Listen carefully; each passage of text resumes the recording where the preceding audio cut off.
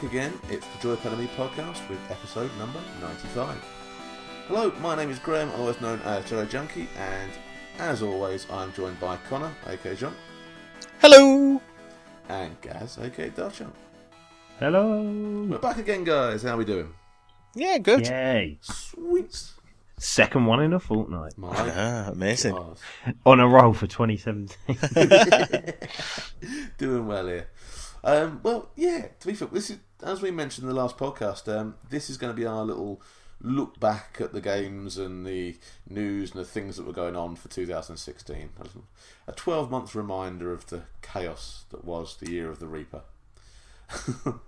Yeah. It did. It was a weird year. The obituaries at the end of this podcast are going to be quite long, aren't they?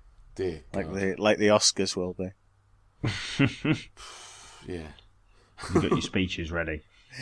It was not a good year for anyone, for film, for TV, for game development houses. It killed everyone off. Yeah. But there we go. So, let's look at the happier parts of 2017. Let's not get too morbid. 2016 even. Yeah, like No Man's Sky. That was so sure we're going to get onto No Man's Sky more than once in this. So, yeah, that's... what we did is, as the staff got together, and we had a few little topics, and we put a few ideas with them, and our top fives, our top tens, and whittled them down a bit to what we thought were some of the more poignant bits for each of these subjects. So we're going to go through a few of them with you and give out our opinions, and we'd love to hear what you think afterwards. So if you want to get hold of us, you can get hold of us on Twitter at JoypadAndMe. You can find us on Facebook, Instagram, YouTube, all those, just by following JoypadAndMe. If you want to talk to us directly, if you agree with one of our thoughts or our opinions, or you want to completely roast us for what we think, then you can find me on Twitter at TheJediJunkie, all one word. You can find me at VDJOMB. And me at DaftChunk1. And if you want to send us an email or a video message, anything like that, you can email them to JoypadAndMe@gmail.com. So, on to our first little subject, which we thought about the hardware releases for 2016, because there was quite a bit. I'm going to be controversial and throw my opinion in, because it wouldn't be a Connor without some controversy. and I'm going to say the Xbox One S is, I think, the best hardware release of last year. Well, we had... I don't own one. I'm not likely to buy one, but I think the fact they did a lot of things right with that machine.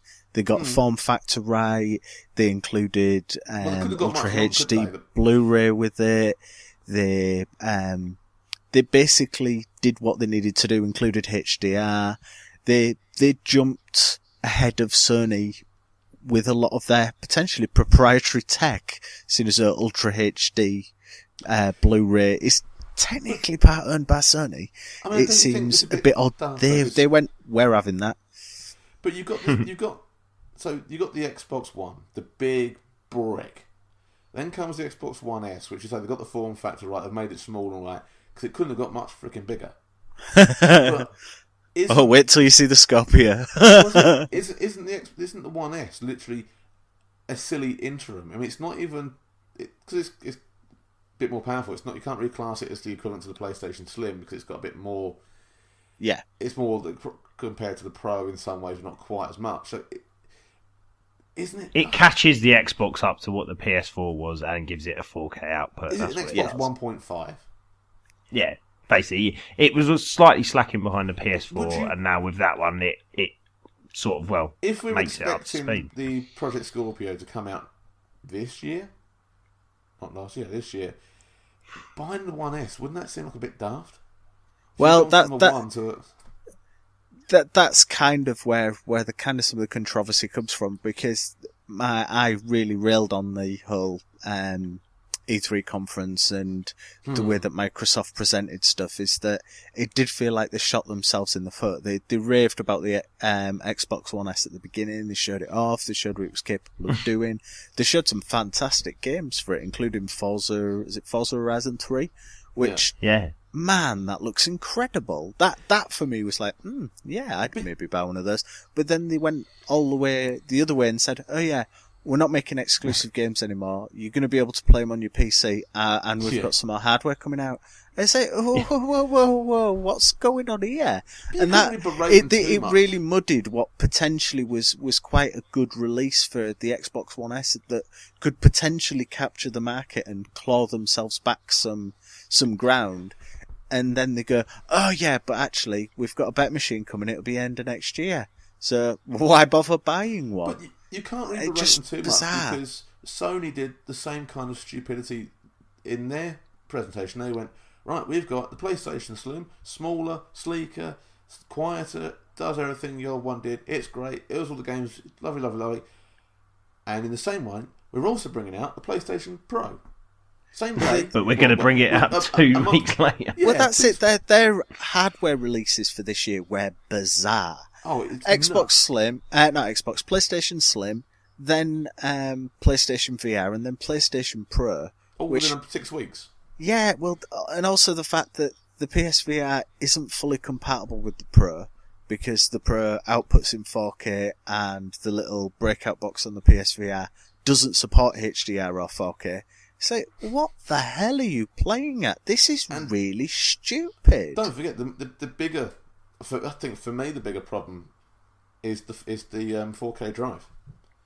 Sony has been the absolute proponent of discs for their consoles. They were the biggest proponent for the CD disc for the PS1. Yeah. They pushed the DVD on the PS2, and it was one of the best DVD players on the market and one of the cheapest.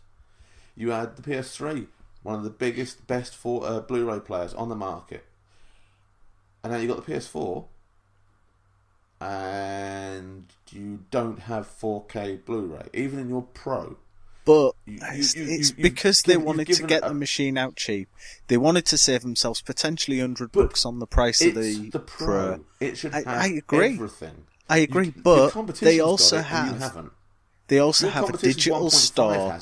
They have a digital store that they want to sell their product through. They want you to buy their stuff through them, not go to HMV or order off Amazon on Ultra HD Blu-ray. They want to keep you within their ecosystem. They're only doing what Apple does. And being one of the biggest proponents of disc-based technology, and your opponent's interim console has it, why the living daylights have you not put it on your Pro model? I get it if it's not on the Slim. That's fine. I got no problem with that, but to not have it on the Pro, because I mean, as a lot of people said, what are they going to do next? Where can they go from calling a console the Pro? If you go Pro 2, you're going to piss off a load of people. You go 5, people are going to say you've gone too early. So you've made this console that's going to supposedly last the next 4 or so years, 4 to 5 years, as being your top dog, and you're already behind the competition. But they've got such a big lead. 50 million units sold this year. Oh, God. Since launch, sorry, not this year, but since launch. That's pretty damn impressive. That's a hell of a market share. And regardless of when the Scorpio comes out, yes, there'll be people chasing the best hardware, but console gamers don't tend to chase hardware. They tend to buy a machine for a certain life cycle. And that's what all they're doing with the Pro is they're trying to extend that life cycle by going, well, people will have had their machines since launch. They'll be starting to get on a bit, and if it does start to kind of fail, people are more likely to buy a Pro than they are a Slim. That's what they're going for. I was literally just talking to Gaz earlier, and my launch day PS4 sounds like an absolute jet engine. I've taken it apart, I've cleaned it, I've used compressed air through it, and it's not done much to it at all. So I would be looking at upgrading, or at least replacing, and the obvious would be to go to the Pro. But it just annoys me that they haven't made this Pro all it could be. And with knowing what the Project Scorpio is going to come out with, that just seems a bit daft. I can see the next PlayStation coming out maybe 2019. I can see it in 2 years. 2 years. Yeah. But the other thing is as well, I think people won't be as annoyed. I think because the architecture in both systems now is so similar to us. Everything's going to be backwards compatible, I think it just eventually you'll end up upgrading your hardware every 2 years just so you can play the next better stuff. Same way you do with a mobile phone. Compatible, yeah, and everything will be backwards compatible. But it'll be like say an iPhone. It'll go, this game isn't compatible with. Okay. So all right. So perhaps then, just out of interest, it was saying about like you have your phone. What if they were to go down the route of phones and go mobile subscription type thing? Yeah, you get the console Microsoft on have kind of tried that, £40 a month contract. Microsoft have tried that with Xbox. I don't see Sony adopting that model. No, I don't personally. I don't know how successful it could be because it wasn't successful in America. It was basically Microsoft's way of trying to get anybody on a welfare check with an Xbox in their hands. That's what they're trying to do. I can't afford $300 up front, but I can afford to pay $500 over the cost of a year. That was the point of it. Yeah, it's not ideal. I think my biggest disappointment this year is probably virtual reality in general, not just PlayStation VR. I think Sony screwed the pooch with PlayStation VR. I think they're still throttling demand. I think the hardware generally is not as good as it could be. It's nice from what I've played. I've only had a little play with it, and I was really impressed with the experience. Same with the Oculus Rift when I had a little play with that. Impressed with the experience, but when your motion controls are what's 5-7 years old now, that's not really very innovative tech. That seems like a stock clearance to me. It's already out there to keep. As you say, to keep costs down. But it's very, very old tech. That camera, the PS4 camera, is actually really, really clever in comparison to like the PlayStation Eye for the PS3. It's got some very, very clever bits going on in it.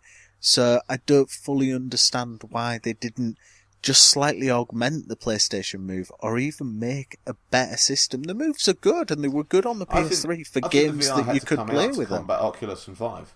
And they've got the hand pieces in the works. I think we'll see new hand pieces by this year. I think E3. Yeah, I think E3 will be an announcement. But I mean, it wasn't out to combat the PC ones. It came out because they wanted to get there before anybody else did. Why not? That's the reason it's come out. I think both me and Gaz both seem to think that the best hardware release this year for us was the VR, the PSVR, because it works really well. Yeah, there's a few people get sick of certain things. Yes, they are having trouble getting them out there to demand, but they've sold more than Oculus and HTC Vive have combined. But now that could be price point, which does make a big difference. Because there's no way I'm paying out for an Oculus and then the handsets and the controllers and then the PC that will run the damn thing.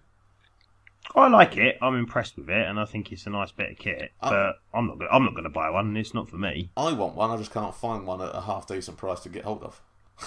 I'm not in any rush for one. I was really, really hyped for it, and I think because I had the money before Christmas sat in my account that thankfully, or not thankfully, our washing machine died. So basically I had to buy a new washing machine. So if I'd have bought a PSVR, I'd probably be dead now rather than buying a new washing machine. Well, so probably good I didn't buy I'd pretty one. much have the money waiting for it. If I saw one now at retail in somewhere a company I could trust, I'd probably pick it up now. I'd be more tempted to wait for the second generation of it with the better breakout box. I'm more likely to go for a 4K TV. I think my other hardware, not let down, but kind of a bit confusing, was the whole NES Mini, because that was such a clever idea. Yet there was no frigging stock anywhere. Nintendo, artificial stock. I've shat gold more regularly than I've been able to try and find a NES Mini anywhere to buy.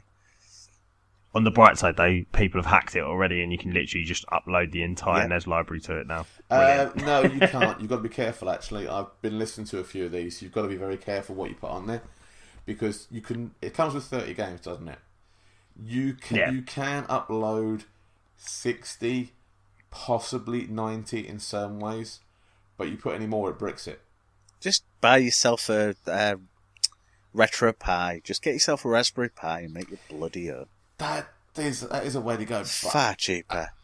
I mean, for me, it does look kind of cool. This cute little NES that you can put next to your, like for mine, I've got the original NES, and it would look really nice when you've got your PS2 and your 3 and you've got your Slims next to it. And I like the whole sort of small image with the Big Daddy one next to it. But yeah, if you just want to get hold of every game and emulate them, then. Well, I think it's also the fact of, I don't know if anyone saw, I think it was Digital Foundry did a special on Super Mario Brothers. The ROM that's actually on there is an illegally downloaded ROM. Yep, they've actually pirated off their own pirates. Yeah, which is just like, oh, what emulated the holy their own hell? Ones they shouldn't emulate. It's quite funny. So There's bizarre. more than one of them as well. Yeah. That's that. It's just the fact it's Super Mario. It's like the main pillar of their whole franchise. How the hell have you not got a decent bit of code for that? You had to go nick a ROM from somewhere, which granted, yes, the ROM is pirated. It's other software that had to be slightly augmented to be able to run on whatever hardware it was meant to be running on. But what the hell? So bizarre. It does make you laugh. Okay, well, I think we've done hardware releases to death. We've mentioned it quite a few times in the podcast anyway. So our next topic was quite a funny one for us because we've all got differing opinions here. We were looking at the best HD remakes and the best collections that came out. And we had a few different ones that came into our heads. We had the Bioshock collection, we had the Assassin's Creed Ezio collection, Gravity Rush Remastered, Ratchet and Clank, the COD Modern Warfare, Skyrim Remastered. You put a Fahrenheit Indigo Prophecy. Yeah, because that for me was, I'd been waiting for that. That had been remastered on PC a while ago, and it's the only David Cage game that came out on PlayStation that I never got to fully play. So when they I've been waiting for ages for him to release like the PS2 upgraded version for PS4, and when it finally came out, I'm having it. And I played through it, and I enjoyed it, not because it's an amazing game, but because it's certainly of its age, and you can kind of see where other David Cage games came from, and where other games have come from since. Telltale games and things like that all feel like they've come off the back of this idea of a game not just being pressing buttons to jump and run and climb and shoot, but more an idea of interacting with a story. For us, wasn't it? Because this is the weird topic, because we were like, for me personally, I loved the Ezio collection, but I would vote for that with my heart, not my head, because I know it wasn't the best one out there. I know it had it's three great games, to be fair. Nowhere near what was advertised, but because I was so interested in waiting for it to come out, so looking forward to actually going through all the games again, that would get my vote, would get my seal for it. But I know that things like the Ratchet and Clank remastered was a complete remake of the game, a complete rebuild, and it looked so much better. But because I wasn't a big fan of Ratchet and Clank, amazing, it wasn't one that made me jump to get it. It is amazing. It's under, I think it released at under £30, which for the size and the quality of that game is what Sony should do more often. They've got some major franchises, knock them out at £30. You can afford to. It's your own bloody company. You make the damn thing. Imagine like another Siphon filter at £30. It'd be everyone would jump on that straight away. I would be all over that. Absolutely all over that. Siphon filter is one game I've been waiting for a very, very long time. If they rebooted the first game, which hasn't aged very well, at least visually, but as a story and as a game itself, it's really clever. It's a really, really good shooter. I would love to see that get rebooted. But Ratchet and Clank Ratchet and Clank is so good. It's family friendly. It's so damn pretty. It is basically a Pixar cartoon as a game. It's so silky smooth in parts. There's so much action in it. And it's Ratchet and Clank. It contains that sense of humour. It's got a nice bit of fourth wall breaking in there. There's a lot of little callbacks to previous games that technically run after the story of the first one. It really knows what it is, and it knows why it's there, and it's a very, very good game.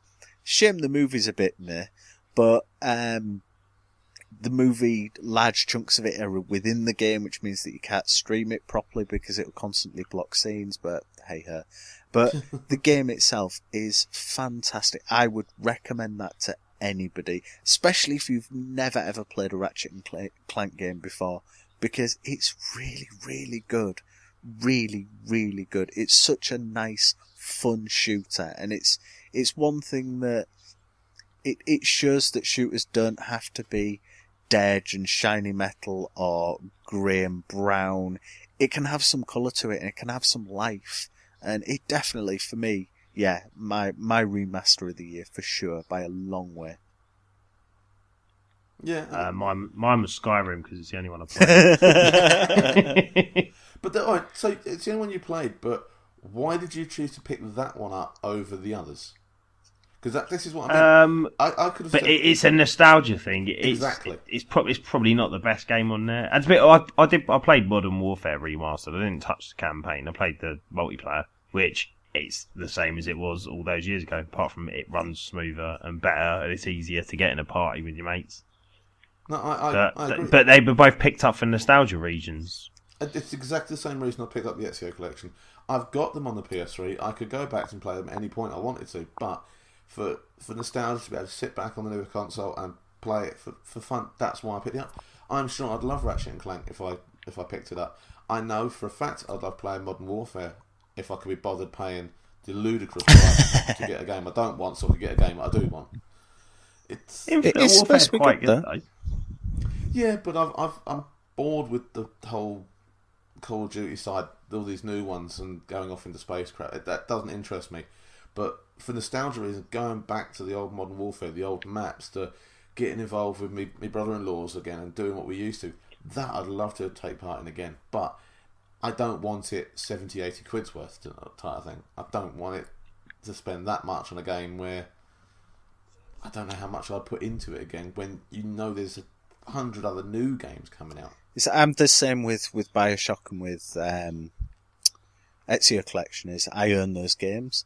I really, really enjoyed all of them, but I don't really want to pay full price for 3 games I already own that I've already played.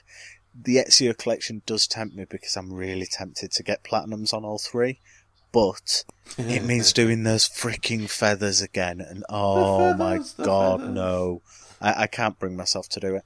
I've got too many games that I haven't yet played that it seems stupid to add another 3 I've already played to a backlog. I probably will pick them up, but I think you're talking 15 quid for them is the most I'm going to pay, and they're going to be second hand, and I'm probably going to go, right, I've got a weekend, I'm going to start hammering into these games. I wasn't in a rush for them. You can find it for 20 now pretty easily. Yeah. So, as I say, looks-wise, because it's got the 2 films on it as well, the collection, for me, amazing collection. But I haven't put enough time into it. I really should do. And it's like, with all the problems, but this is where this category is a strange one, because having not played all of them because we're not as interested in all the games, we've all got our personal loves, our personal interests. I'd love make a Need for Speed collection, and then that'd be the only game I buy for the year, unless they put the latest Need for Speed on. I'd be pissed off. I think it's got to go to Ratchet and Clank, because that's the one that's actually been rebuilt from the ground up. Yeah, it's what logic. It's not just upraised textures, throw trophies at it. Head, I think you'd have to go down Ratchet and Clank's route. I think the time, the effort they put into a fun game, it looks amazing. I think you'd have a hard job logically arguing against it. It makes me look at Sony's back catalogue and go, oh my god, there's so many games like Siphon Filter that they could actually do a proper number on, properly redo it and bring it back out, and people would lap it up. If there's the same level of attention and love is given to it, then there's so many games that could quite happily be re-released, and I would happily buy. But I'm not bothered by a reskinned PC port, and that's what most of these HD versions are. is let's get the highest res version that was running on the PC and just stick it on a disc and play it for PS4 or Xbox One. And I don't want that. I want the experience, but I want it to be a bit new as well. And Ratchet and Clank definitely hit that. I think to a certain extent, Hitman, which you can't really call a reboot, does something similar. It takes that franchise and goes, right, we're going to move forward with this in a different way.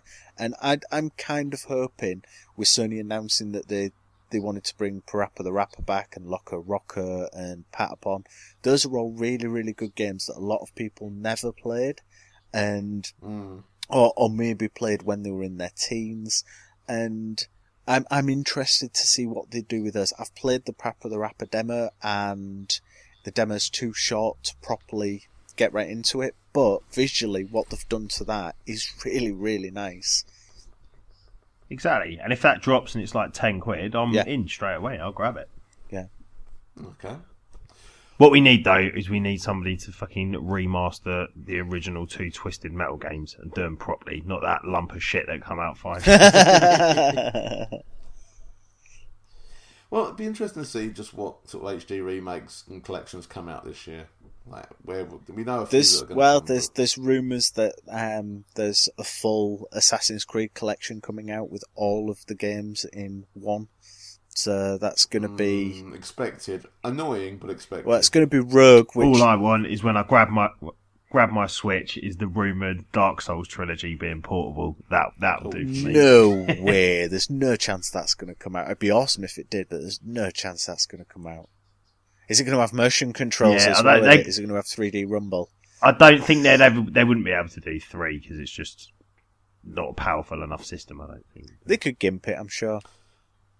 I just want to know what they're doing. They've said they're working on a Switch title, so from software. So I just really, really want to know what they're. It's going to be doing. the antithesis of Dark Souls, and it's going to be light hearts, and it's going to be all flowers, and you beat people up with bunches of flowers and give people presents.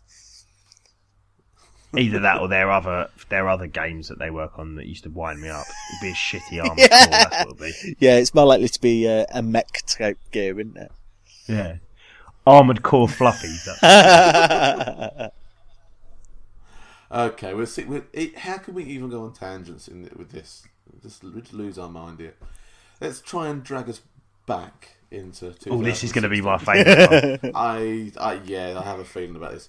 This one we couldn't let pass up. The biggest letdown of 2016, and there were a few. Do we all mutually agree on this one? I think it's a bit hard to say against. Before we unanimously say what the answer is, we were looking at things like the DLC issues that Tom Clancy's Division had. How they sold the season pass and then it sort of disappeared for a bit because of hacking problems, yada yada, and then didn't tell you when you get the next bit. South Park's Fractured Butthole being delayed. That's my one. That was my Christmas bloody game. That was my plan for Christmas, was to sit and play through that and piss my pants through all of Christmas, and I didn't get to do it. I got it pre-ordered and fuck knows when it's coming out. One that came... Battleborn, that was my close one. Yeah. That I spent 50 quid on and absolutely fucking pretended I liked it for 10 hours and then actually realised what an absolute pile of piss it was. But then, of course, it came out at the same time Overwatch did, and look what Overwatch has done. So... yeah, I mean, one that got close for me to be up there was the Sony PS4, PS Pro keynote speech, where it made no fucking sense to talk about two consoles at either side and to try and explain 4K and stuff. Trying to show 4K off to people on a low quality stream was got to be genius level stupidity. Yeah. Look at HDR. Look how much more orangey these orange colours are on your crappy stream. Don't forget, brilliant. At the start of the year, we had Microsoft with their Quantum Break, and this is going to be an amazing game, and it fell flat on its ass. Yeah. But the obvious one, the major one for 2016, can only go to No Man's Sky. And it's not a game I've played. Absolute astronomical hype that came for this game before release, and then the realization, the way people just went into the game and I didn't have what they expected, or didn't go where they expected, or a lot of people's opinions are it didn't fucking go anywhere. To be fair, what just summed the whole thing up for me so brilliantly was just when they showed the video of the original trainer with like the Brontosaurus with the actual Jurassic Park theme, and then it cuts to that and like that sort of demented dinosaur monster walking around, and then somebody playing the Jurassic Park theme on an accordion badly afterwards, and I just thought that was the most perfect. It did hurt. That hurt. Looking back at the trailers, that did annoy me because that's what sold me on the game originally. But I have to admit that what I played of the game, I enjoyed. I wanted more out of it, but I didn't feel like I didn't think I'd wasted my money on what I got. What I got wasn't what I was expecting, though. And I think No Man's Sky got so much hate and vitriol from it. I mean, look at what Hello Games did. They just basically shut up their social media account for 3 or 4 months and hid while they were trying to put patches together. But they wouldn't answer squat. It was one of those games that was delayed. I think there was too much lavished on it. I think it was revealed way too early. It was being shown off to be something that it was never going to be. The development team were way too small. It was too ambitious, and Sony missold that. Because they did have an unforeseen delay. I mean, their studio did get flooded and they lost a lot of work. So I let them have a certain amount of delays and things like that. But it was pushed back, and yet the hype train just carried on.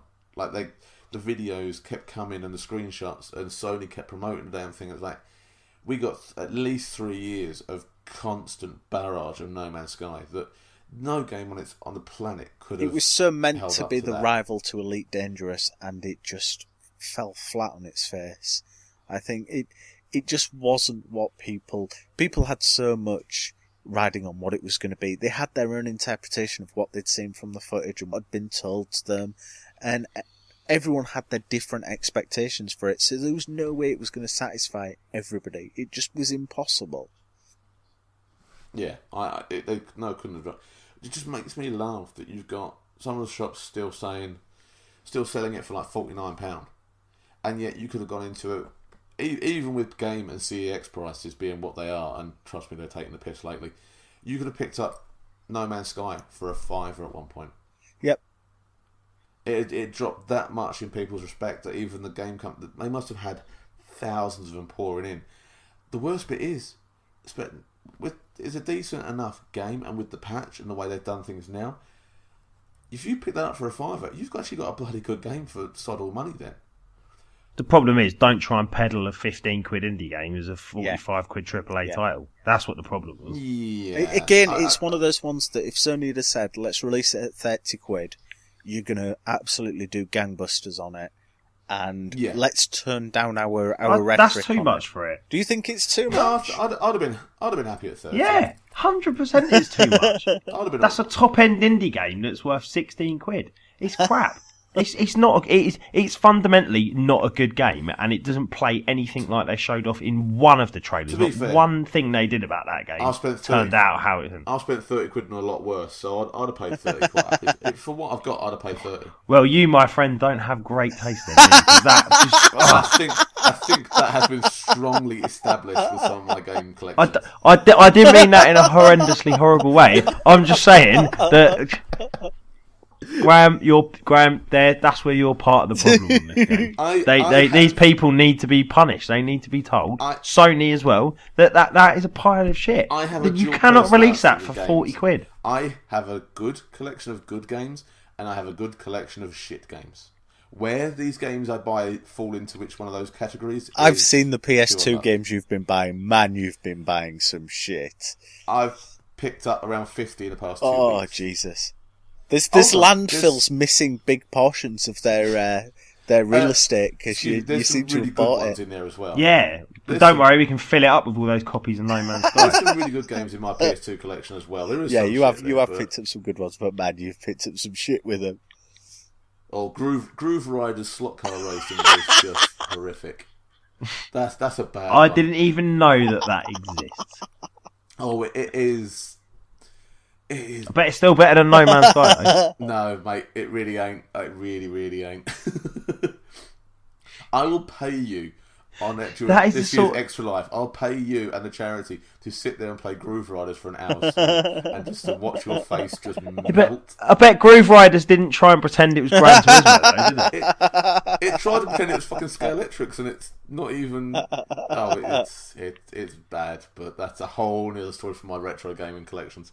We'll get onto those another episode because. Yeah, there's a few I could do with talking about.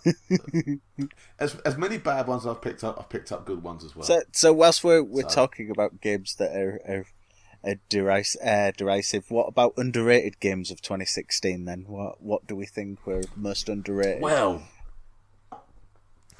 my big one, Titanfall 2, just got absolutely buried. It was a bit of a critical darling, but just no one's playing that game, and it is an absolute shame. It's one of those ones that I think Sony should have snapped up. Titanfall 2 comes up in another category we've got, and it's quite funny that it can be part of both. It's definitely one of those ones that I think Sony should snap up and sling on PlayStation Plus, and just totally rejuvenate the scene for it, or it being a 12-hour demo or something that people can download. I think the fact that I can still log on to Rocket League and there's 120,000 people playing, and I went on Titanfall 2 the other day and there's less than 5k playing on PS. Rocket League is a life of its own. There's something special about that game that just, I don't know. There's a whole different level of game there. I think one that we haven't got on this list that probably should would be Watch Dogs 2. Because that seems to have had quite a decent bit of critical acclaim. It seems to kind of be the Saints Row of Watchdog games, rather than trying to be GTA, which what the first one kind of was and failed abysmally. Do you class it as an underrated game though? Because the first one was such a major letdown that to have the balls to even come out with the second one, it couldn't have been a failure.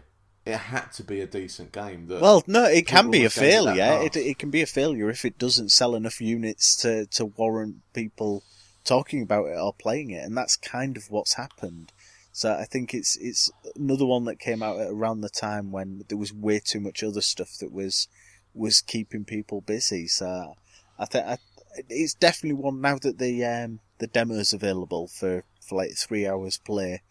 It's one I'm going to try this year. I'm not in any rush to buy it, but I may really, really enjoy it. It might actually be a really good laugh. So I think for me that's definitely. And you'll probably be able to get it for a tenner. Exactly. when you get around to playing it. Play me 3 hours and then I can go off and pick it up for a tenner. See, I've got two that I want to put in the underrated games. The obvious one, I think, for me would be XCOM 2.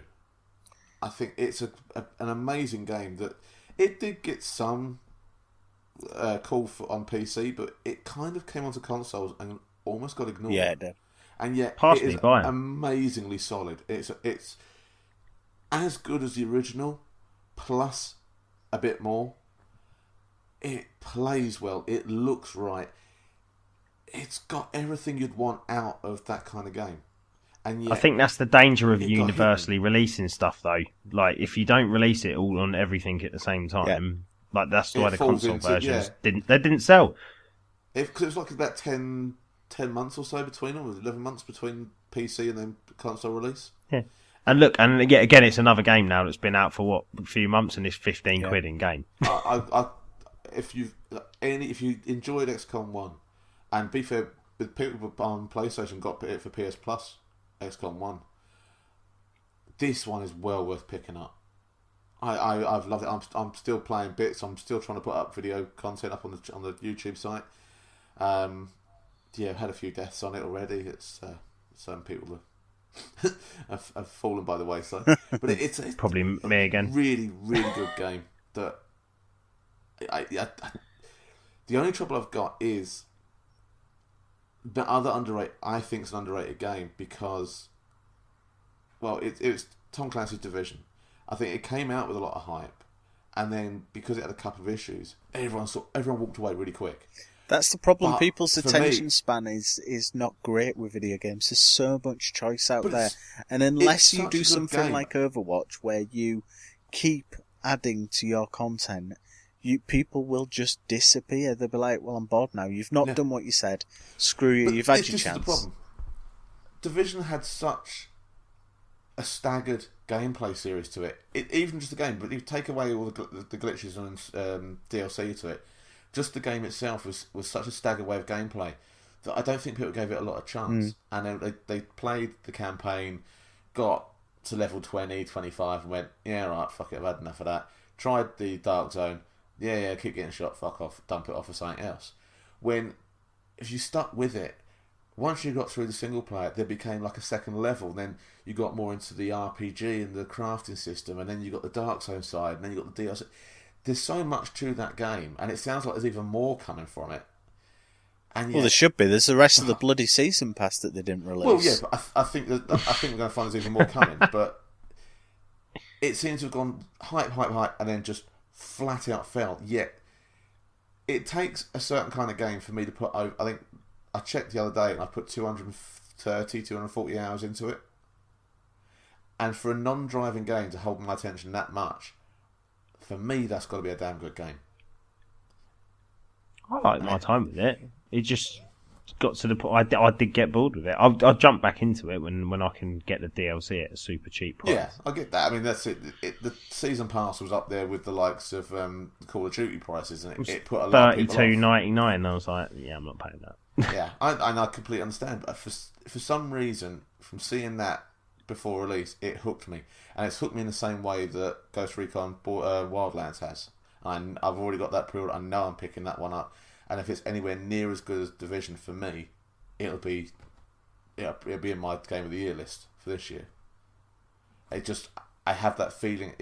That game speaks to me in a way that it just draws me in. But it seemed to like hook loads of people for all of a few weeks, and then everyone sacked it off. But the ones that stuck with it have found it to be a really good, strong game. But no one else will listen about it. So. Yeah, a bit of a strange. So talking of strong games, I think we should go on to the main event. What are people's biggest games of 2016? What are your favourites? We've alluded to a couple, haven't we? I was like, Gaz talking about Titanfall 2. I want to put an argument for Division. I know it's not going to win, but my argument for Division. How many hours did you say you'd put into Division? 230, 240. Well, my game of the year, I think I've probably clocked in well over 1,000 hours since May. 1,000 hours? I'm sure it's something like that. Dude. I reckon I'm looking at that on Rocket. My God. It's Uncharted 4. That multiplayer, it does exactly what a good multiplayer should do. You can get a season pass, but it's purely cosmetic, other than for the DLC story. They've released content every few months, and it's been great to the point now where they've added the survival mode, which is the co-op mode, which is just great. They've dripped the content in so well. They've been really good with the community, and they've taken feedback on, and they've changed the weapons, and generally they've done it to improve the game. And it's just compelling. The fact that there's a daily challenge that pops up that you can play, and you can stack 3 of them, so you don't have to play every night. You can come back to it and have 3 challenges to ding through. It's so playable. It's so playable. I was going to question, because knowing you were going to go Uncharted 4, I was going to question how that made Game of the Year for you over something like Hitman. But if you put 1,000 hours plus into it, I can. It's the argument's not really there anymore. It's like crack. It's the multiplayer for me. It's the first multiplayer game in a long time that I have just gone, I am obsessed with this, and I'm getting better. And each time I play, I actually feel like I'm getting a little bit better. There's thousands of weapons, well, not thousands, but there's lots of weapons to keep playing through to try and unlock like the hero versions of it. There's so much variety in the way that you set your loadouts out. And there's actually a story mode there as well. There's actually a single player story, which is one of the nicest looking games I have ever seen. Yeah, some of the story's a bit dragged out. Yeah, it's a bit silly in parts. But it's a real fitting conclusion to the Nathan Drake story. It feels like it's a real labour of love. There's a lot of content within it that feels really, really good and is very, very satisfying. And it would be unjust of me to not mention Hitman as being one of my games of the year, but I feel a bit stupid with Hitman. I bought it at release, and because of it being episodic, generally episodic games, I have a tendency to wait until everything's out, and I did that with this, and I don't think I did Hitman justice, because there was so much stuff to do in each of the chapters that by the time all of them came out, I just was like, shit, there's too much to do here. And I did the same. We played it the wrong way, that game. You should have played it as it came out. And it's so clever. It's so well done. And it's another one that really feels like it's done a lot to support the community that have bought it by adding extra contracts, by allowing people to play a lot of the stuff. I think for me, one of the reasons it doesn't make my game of the year is the fact that they've now released the complete edition that technically isn't complete because you've got elusive targets that are missed. And that winds me right up, is that there's part of that game that, yes, you only get one crack at, but you should be able to get one crack at that regardless.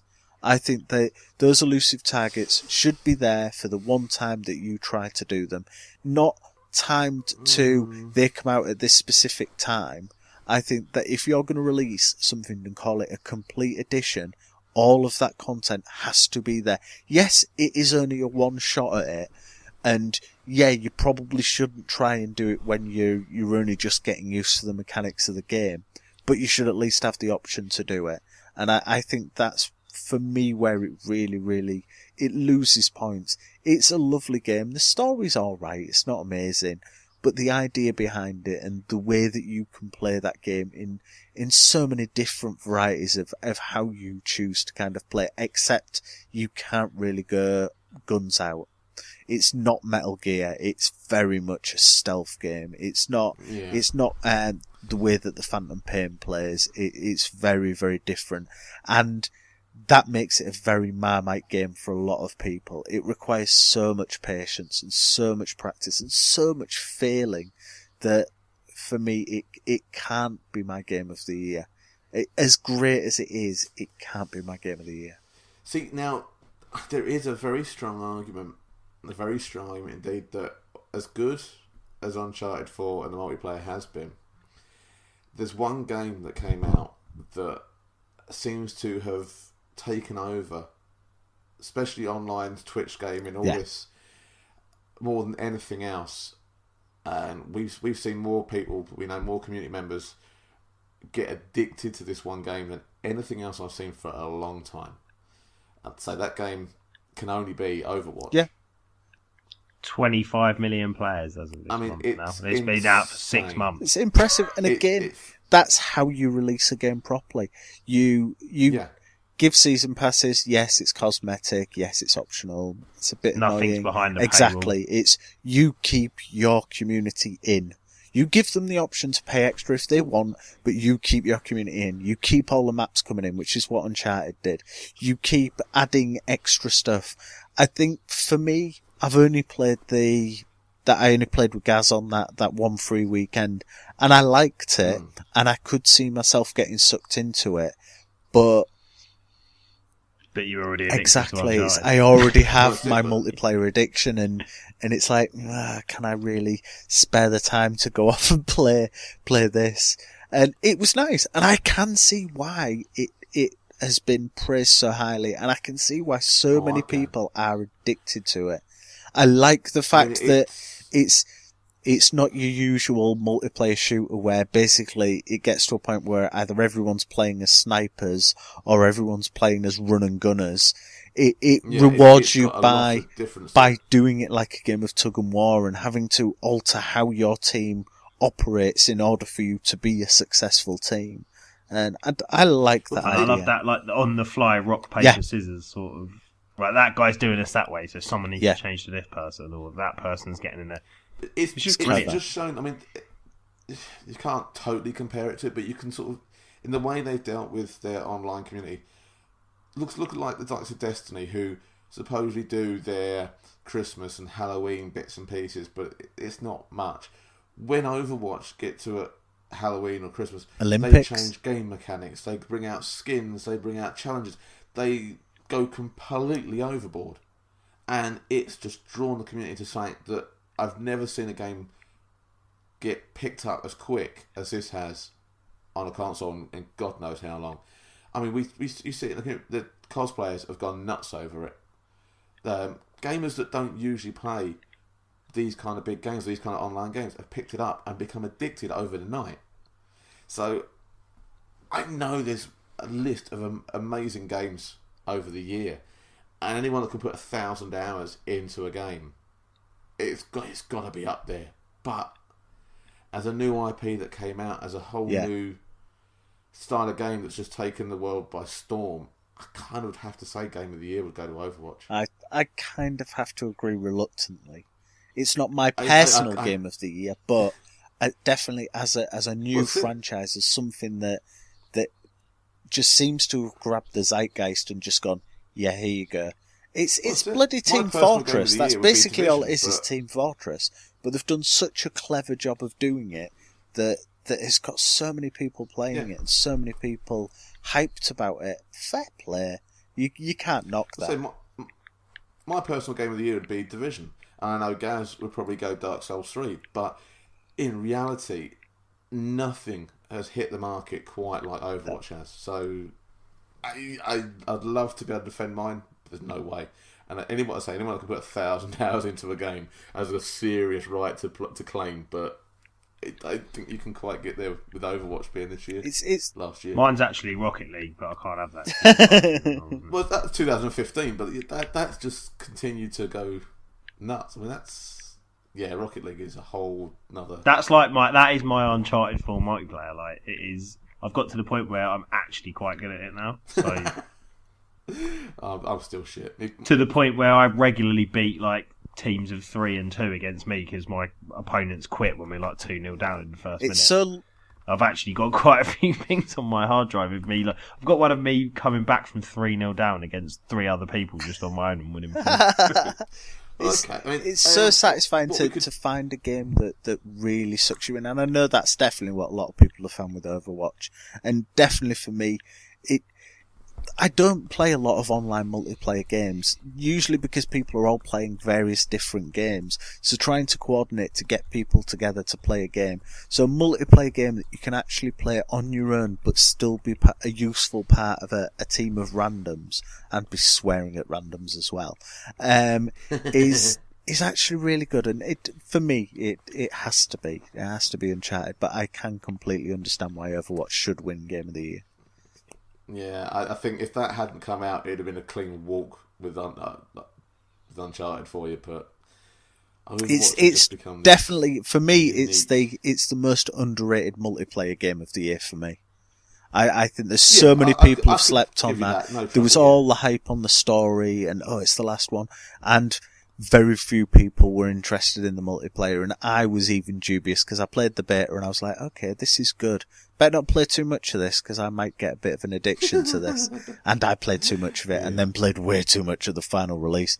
And I probably rushed the single player game just so I could get to the multiplayer.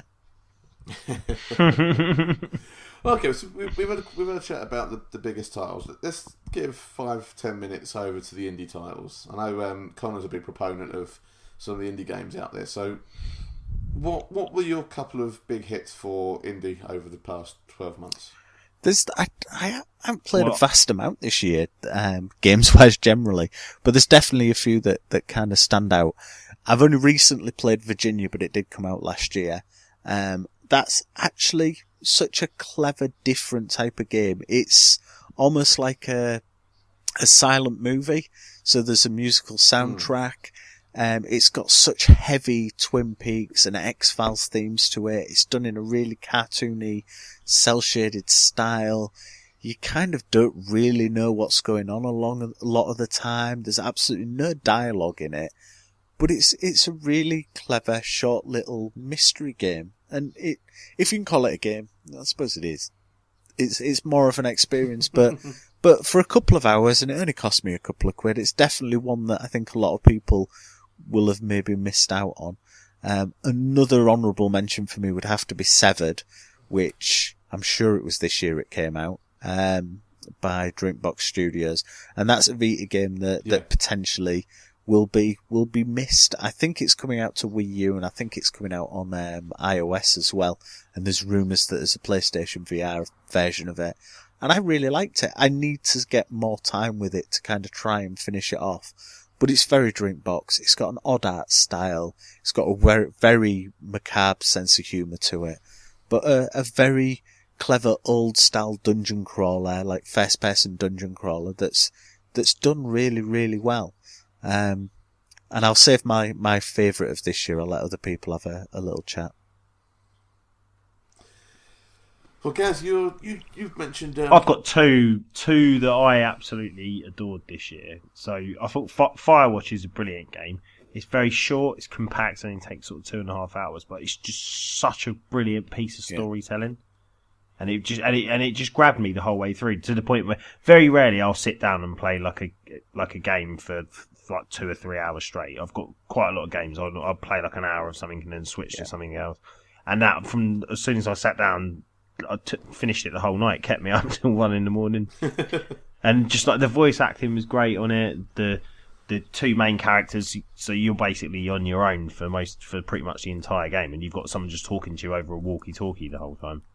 And it just like, you just had a real sense of like isolation, and there's something sinister going on, but you can't really tell what it is. And just and graphically as well, it's just beautiful. It's sort of got a really like cartoony sort of vibe to it.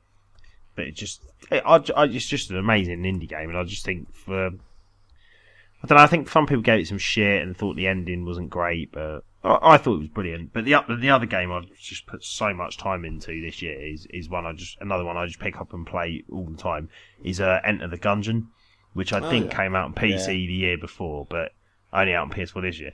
But it's definitely this year's. This is blasphemy for some people. It's the Binding of Isaac. It's this year's Binding. It's the game that stopped me playing. It's the game that stopped me playing Binding of Isaac, which I've pumped in ridiculous amounts of hours into. And I think it just does that, but does it a bit better and a bit less disgusting and a bit more funny. But yeah, they're my two picks for the year, definitely. Cool. Right, we'll move on to the last one we've got here, which was our best subscription. Whoa. We've still got some others to mention that are on our list, and I haven't had a chance to mention what my favourite indie of the year is. We've got a couple, but I think the multiplayer game is the same as the game of the year. Yeah, but... Uncharted 4 is going to lose out to Overwatch. I've got no argument for Division. And I want to argue for Abzu as indie game of the year, because that's definitely my favourite. And probably underrated, and very short, but very beautiful. It feels... I loved Flower the sequel. Yeah. I loved it. Music's amazing. Experience... you have to admit, it is poor man's Journey, isn't it? Well... It for me, it's more like Flower than Journey. It definitely has aspects of Journey to it, but it feels more like a spiritual successor to Flower, and I love Flower. Okay. It's middle class man. yeah, definitely. It's watery. It's swimming around and stuff. I really liked Abzu. I loved it. It's short. It's another one of those. Games, it's a one and done for me. I'm never going to go back. Like you said, it's one of those games that you can sit down and just experience. You can just play through it in a night and just go, right, I really enjoyed that. And that's definitely what it was. It's definitely not a 30 quid game. It's definitely probably not even a 15 quid game, to be honest. But it's would you pay 15 for physical release though? Because that's just coming out on physical. Is it? I didn't know that. I think it was $11.99 on release, and then you got your 20% off PS Plus discount. So I paid like just under a tenner for it. I was very, very happy on physical. It's one. I don't know whether you desperately need it physical. If you'd only go through it once, maybe it'd be a nice one to have on the shelf. It's definitely one to sit with a lad and play, because it is such a relaxing and pretty experience, and going through and looking at the different fish and just sitting there and using the meditation mode and just kind of observing the life that's kind of swimming around. And it's colourful. It's another game that's got some life to it. It's got some colour and some experience with it that's a bit different from the norm. And obviously, like The Witness was another one that made our list that I haven't played, and I really should have played, but I couldn't be asked with tons and tons of line puzzles. Okay, well, we'll move on to our last bit then, which is, I've sort of titled it the subscription-based game. So anything from PS Plus and Xbox Live past 12 months. And there's a couple of really good ones on there. Most notably, it was Tabletop Racing World Tour, which I know, Connor, you're a big fan as well. But fantastic. I've absolutely loved it because I probably spent more time playing that on the current console with my son than any other game, and he loves it. For a 2-year-old to be able to get into a game, to enjoy it and to understand the mechanics, and it still be the same mechanics, the same enjoyment for a bloke a lot older. That's a damn good game. It looks so super smooth. It's crisp. It does what you want it to do. It's a sort of arcadey, Micro Machines-ish style game.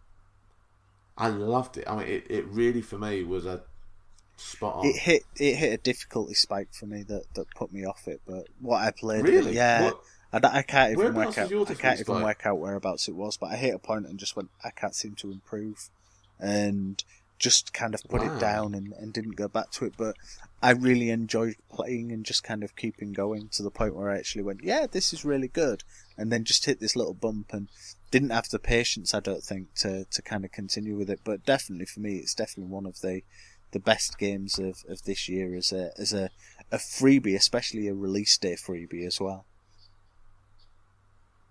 I loved it. I think it was spot on. I couldn't get anything better out of that. The other one that probably stuck more, although dumbass me actually bought it before it came out on PS Plus, was Transformers Devastation. I've still not played it, and it sat there taunting G1 Classics fan. Oh, it hits all the spots you want for if you're a fan back in the day, but yeah, of course, Dopey asked me. I had to pull the trigger just beforehand. It looks nice, and it's got the nostalgia factor of Transformers, but after playing stuff like Vanquish and Bayonetta 2, you just know that's not Platinum's best work. And that's what lets me... they must have a second studio working on a lot of these games, because they do seem to churn out like a 10 out of 10 game followed by like a 5 out of 10 game. They're becoming the US Gold of modern video gaming. Big licenses, rapidly thrown out games that play on nostalgia. I'm so surprised we haven't seen a He-Man and a Mask one yet. Yeah. Well, I picked that Ninja Turtles one up, and isn't that supposed to be well worth holding on to? Because didn't the license get pulled on it, and you can't get hold of it anymore?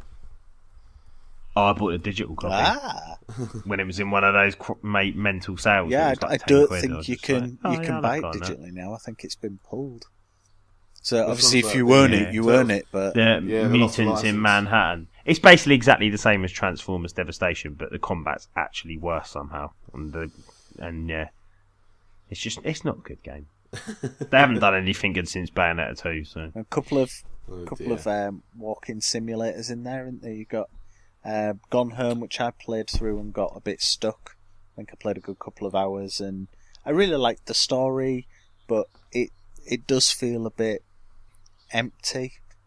There's a lot of story there, but and a decent sized house to explore, but it does kind of feel like, I don't know what it's lacking, but it's lacking something. And everybody's gone to the Rapture, which I haven't yet played. That's still sat on my hard drive. That's my free game. Is it? Yeah. I really, really, really enjoyed that, and even on the second playthrough, I was still finding stuff that I missed on the first playthrough, and I really liked it. Third playthrough was extremely tedious, but I wanted to platinum, so I did. It's another one with a fantastic soundtrack. It's another one that's... Oh my! The soundtrack's so good, and if you'd ever played Dear Esther before, which is from the Chinese Room, the game they did before, it just takes that and builds on it tenfold. It's honestly, it's such a good game, and it's another one as well. You can get through it in a night. Just sit there. You can do it in two hours, maybe 2.5 hours. Maybe have to do that as a stream at some point this year then. So that's not been too bad. So 2016 wasn't a bad year for games, really, was it? No. Not at all. There was tons of stuff I never played because I was busy playing Uncharted 4 multiplayer. And I should have picked this year as but my loads of stuff you can get cheap this year of only playing one game, because that seems like that's what I've done. Even Catherine goes, "Are you still playing Uncharted 4 multiplayer?" It's like, yeah, still playing it. Imagine how much easier your year of shame would have been if Uncharted 4 yeah. So I wouldn't have had much to talk about on the podcast. So what have you played, Uncharted 4 multiplayer? Anything else? No? Oh, it's bad. It just makes me laugh. Yeah, I'm impressed that you can put 1,000 hours into a game with a 2-year-old running around. Well, he's not running around my feet after 9 o'clock. He's in bed. That gives me 3 hours. 3 to 4 hours a night to be able to play it. But to be actually competitive after a day of little scamp charging around you, to actually be competitive afterwards and put that...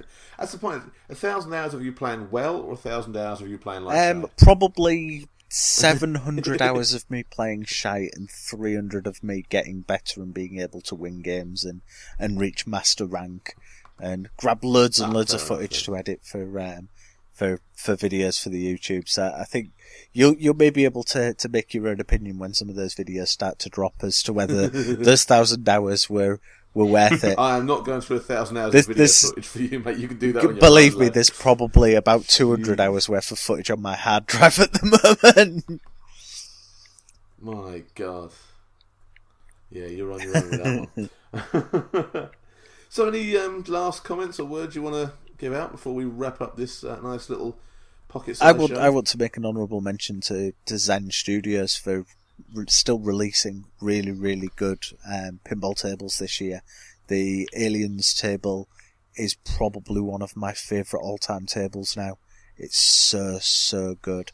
And one of the Marvel ones, the Women of Marvel, Captain Marvel one, it's got an annoying sound effects, but man, it's such a good table to play.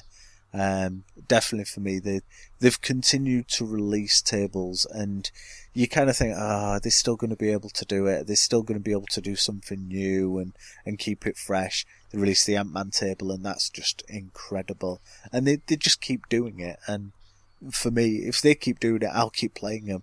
And it's another game that's been a constant addiction probably for the last 3-4 years. Definitely for the length of me doing this podcast.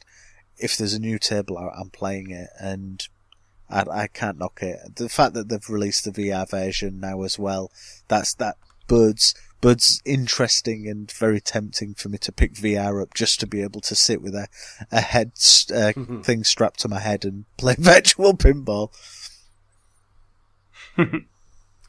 Well, not bad at all. But yeah, it's been a fantastic year. Yeah, I suppose the only other major shout out for me is it's nice to see Final Fantasy being back on form, even though there's one really annoying part in it. But yeah, one of my all-time favourite series that went off the boil for the last 5 or 6 years seems to be back and really, really enjoyable. But other than that, yeah, Overwatch Blizzard doing it again, so really enjoyed playing that, and that'll probably be another game I play for years and years and years. But yeah, but again, 2017 is a good year. I think it's been impressive that games from like 2015 have still been played into into 2017, like Rocket League, like Destiny. People are still playing those games. That's impressive if you can actually get a game to continue to be played for such a long period after release, when generally most games will have a year cycle on them, maybe 2 if you're a Battlefield game. That's because you reward your people who buy season passes and you keep adding content and keep people coming back and playing. So it's interesting to see that's something that's happening, that there are still games that people will continue to play and continue to be invested in.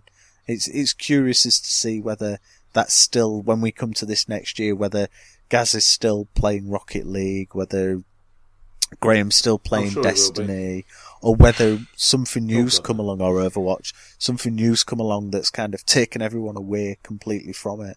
There's definitely some big releases this year that potentially will pull people away from what they've been playing, but we'll see. Well, in the next 2 months, you've got Horizon Zero Dawn. You've got, for me, Ghost Recon Wildlands. And you've got Mass Effect Zelda, new console coming out. So there's going to be a lot of hype around that, and I think that's going to be even the next 2 or 3 months is going to be nuts, let alone anything else. March is a bit mental this year. It's usually March is a lot mental. March is usually all right. You usually get a couple of releases that kind of slide themselves out at the end of February, beginning of March. But this year it seems to be a bit crazy, as if they're building up for Easter and just trying to get everything out for that little Easter break. I think the main thing is obviously because Horizon got delayed. And then Zelda got delayed. And then I'm pretty sure nobody thought Mass Effect was coming out in March either. Not a chance, but apparently so. Unless we get a last minute backdrop. That is just such a mad... that is a crazy month. It's March for me. Hopefully there's a big I'll lull usually in the summer. pick a game up to play because it's my birthday month, so I usually pick a game up to play. And this year, there's too many that I'm kind of like, what do I buy? What do I buy? So I might wait. I'm definitely not going to do what I did with Hitman and buy it day one and let it sit there for months. I'll maybe see what some reviews are like for certain things, and not just kind of go on instinct or go on my gut. I'll maybe just hold off and kind of see. For me, Horizon Zero Dawn is one I really fancy, but is it going to be a bit too RPG heavy? Is it going to be a bit kind of Witcher-esque? I like the sci-fi setting, but is it really going to be for me? Mass Effect, again, a bit too RPG. Really, really loved Mass Effect 2 after not expecting I was going to like it. It's definitely on my radar, but for me, I still want Stick of Truth to come out. Not Stick of Truth, Fractured But Whole. I still want that to be announced as having a release date. I don't think it'll be March. I think it's going to be well into this year, but I want that game. That's the one I really want to play, but we'll see. I'm also super looking forward to the best fighting game Tekken of all time. Yes. Tekken 7 coming back. That I am interested in. I didn't play, was it Tekken 6? What was the last one? Yeah, the last one I played was 5 on the PS2. 6 was the only one that came out. 6 was Dark Resurrection, wasn't it? Yeah, I played a lot of 6. No, there was the Tekken 6. It was just called Tekken 6 on the PS3. Dark Resurrection was the PSP one that they remade for the PS3 to play online. And then the Tag 2 one. As well. Which I still want to pick up Tekken 7. Tekken 7. 2. Yes, Tekken 7 looks really good. Really, really nice. That's. I just kind of hope they don't do a Street Fighter 5 with it, because that's probably should have been in our disappointments for the year, because they released a game that wasn't finished, and then went, we'll release some more stuff at some point. Yeah, but it was still better. Right, okay then, I think with that, it's time to wrap up. So, as we said at the start of the show, if you want to get hold of us, you can find us on Facebook, Twitter, Instagram, YouTube, anywhere you want by searching for Joypad and Me. Don't forget to subscribe to the podcast on iTunes and Stitcher Radio. You can also download direct from the website. If you want to get hold of me personally on Twitter, you can find me at the Jedi Junkie, or one word. You can find me at VDJOMB on YouTube, Twitter, Instagram. Usually you'll see some clothing posts on Instagram, and there may be some articles coming and some new video series coming for JoypadAndMe, so hopefully people will enjoy those. And hopefully I'll finally get my Uncharted 4 videos up so you can see how good or bad I actually am. See whether all those hours were worth it. Cool, okay then. Gaz, where can I find you? You can find me at DaftChunk1 on Twitter, and just Daft Chunk on everything else, YouTube, PSN, etc. He's usually around somewhere, is Yeah. Okay, so in that case then, until next time, this has been the podcast, episode 95, and we will all catch you next time. So it's a goodbye from me. See you later. Bye. Bye.